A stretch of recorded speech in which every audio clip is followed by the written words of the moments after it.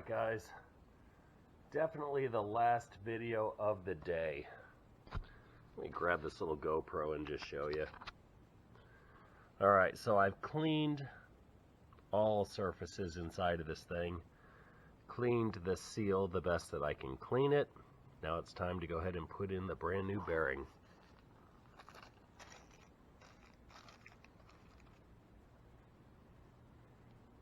That's it right there. Alright, see if I can get this thing just right. Now what I'm going to do, first things first, I need a little bit of axle grease. I always keep a pallet of axle grease just like this, just in case you need a little tiny bit, clean grease. Alright, so what I'm going to do is I'm going to put it on the inside surface where this bearing would be driven in. It's lubricant. Help that thing slide right in. Gonna still be resistance, but that's okay. Alright, so that's all we want, is to just coat the surface where the bearing gets pushed in.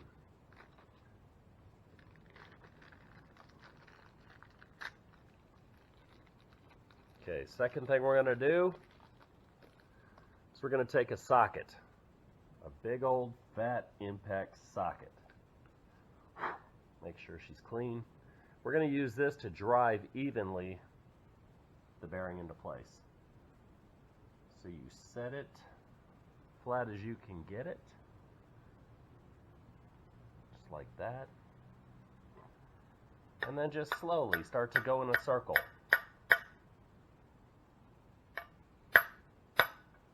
You can tell which part is straight and which isn't. Just keep going in a circle right around, just like this. Almost there.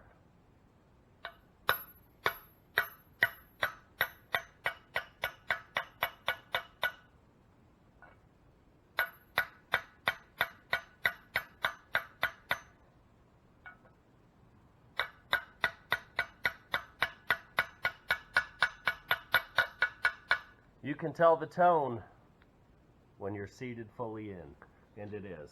Now, that bearing, I did not pack it because it's not the type of bearing that you have to actually put in your hand or put in a bag and pack the grease in. So, once that needle bearing is in place, you can take just a little more clean grease like this and just force it right inside those little needle bearings. Hard to see from that angle, I know, but trust me, that's all you really need to do. Push it hard. Push it hard, because you know that as you're pushing against it with your finger, that grease is going to just squish right inside there,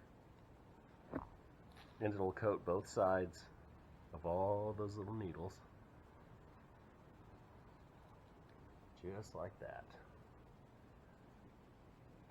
Do it just a little tiny bit more. Can't go wrong with putting extra grease in there, because really the excess is just going to get squeezed out anyway.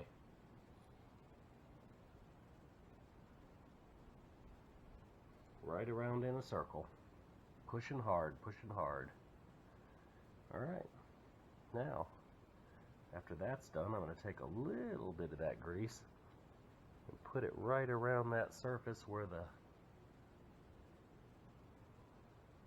flat bearing is going to ride against the spindle and the CV shaft.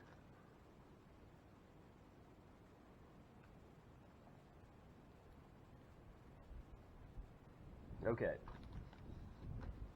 Hopefully I can give you a look at that. Hopefully the aperture is okay because the sun is setting. But that's what we're talking about right there.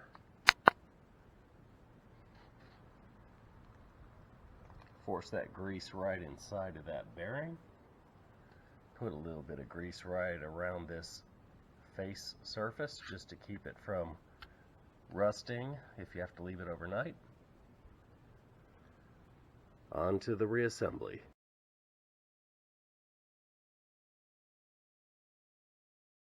Alright, so the first thing that you want to do is, as I mentioned in the last video, is to make sure that this seal land all the way around here is nice and clean. You definitely don't want to put a dirty surface against your seal. Okay, so we'll get that wiped off for a second time, even though it was pretty clean already. After you have that surface clean and you've got your whole spindle surface clean here, where your bearings are actually going to slide over, I like to put a coat of grease all over that thing. It certainly doesn't hurt anything. It might be a little bit overkill, but I like to really pack that thing full of grease. So then what we're going to do is we're going to take this hub, and if you can see inside of it, I've got a generous amount of grease all up inside of there. The back bearing is already in place with the seal. Now in this case, I didn't remove the old seal to pull that bearing out and pack it by hand because I was worried about damaging the seal and not being able to reassemble. Pardon me. But I really didn't have any issue because once you get in from this side with the outer bearing removed, you can easily squeeze a bunch of axle grease down inside of there and push it into that bearing with your fingers, even though it's still in place. So once you have that all greased up, everything clean, you're going to just gently align it and slide it right onto the spindle, being very careful not to damage that seal on your way in. Keep your rag handy. A little bit of grease. Looks pretty good. I'm going to go ahead and just, for the sake of doing it, going to throw a couple of small pumps of grease in there extra, because once I tighten up on the outer bearing, it's going to force it down into the middle relief and also into the inboard bearing. So that's all I'm doing, is just put a little extra grease inside of there. No worries. Okay, so now we've got the outer bearing. Now this has already been packed by hand. For those of you that have never done it, you want to solvent clean it the best you can. Blow it out with compressed air. Either put this bearing dry into a little Ziploc bag or just put it in the palm of your hand. Get a whole wad of axle grease and start massaging it into every one of those rollers and down into the grooves on the face as well as the back. So once it's completely packed, you put that right in, just like that, all the way to the tapered race. So far, so good. No resistance. Very nice. All right. So then comes the nut itself. Okay. So you've got this round, fine threaded nut that you saw in the disassembly. These little grooves here are going to be important for when you set the preload on the bearing. So that's cleaned off. Get it started. It is fine thread, so sometimes it takes a second to get it to find its way. There it is. Alright, so once it's started,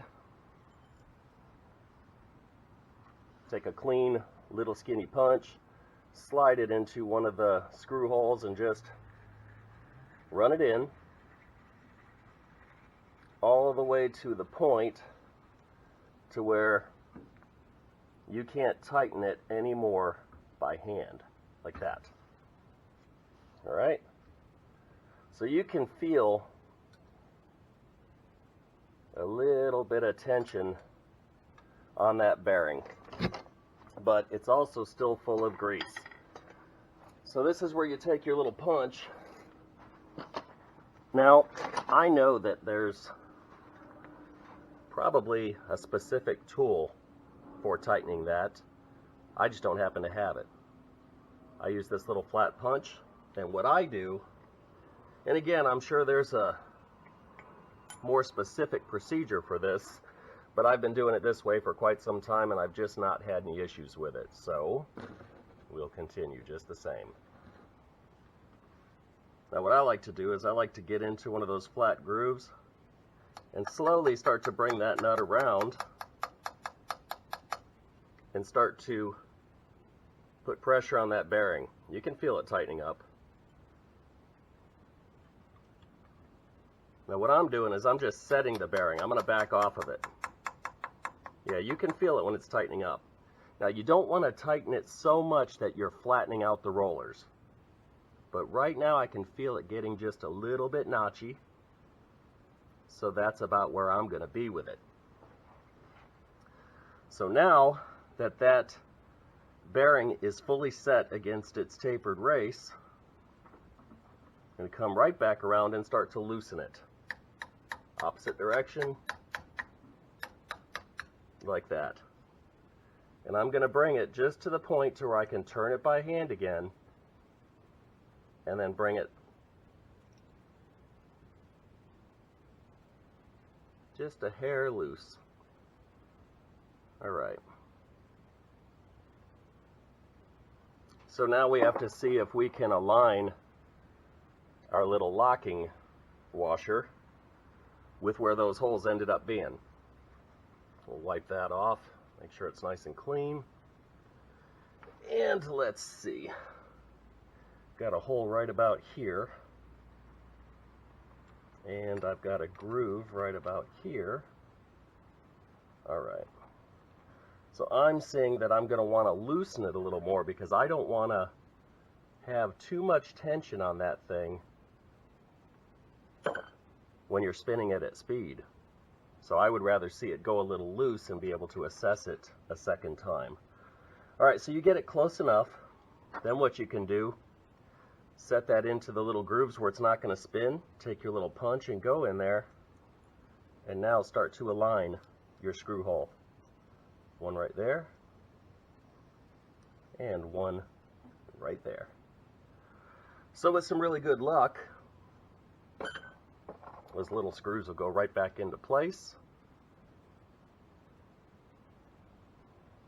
Number one.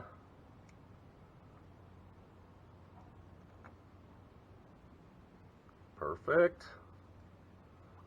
I'll tighten it up in a second.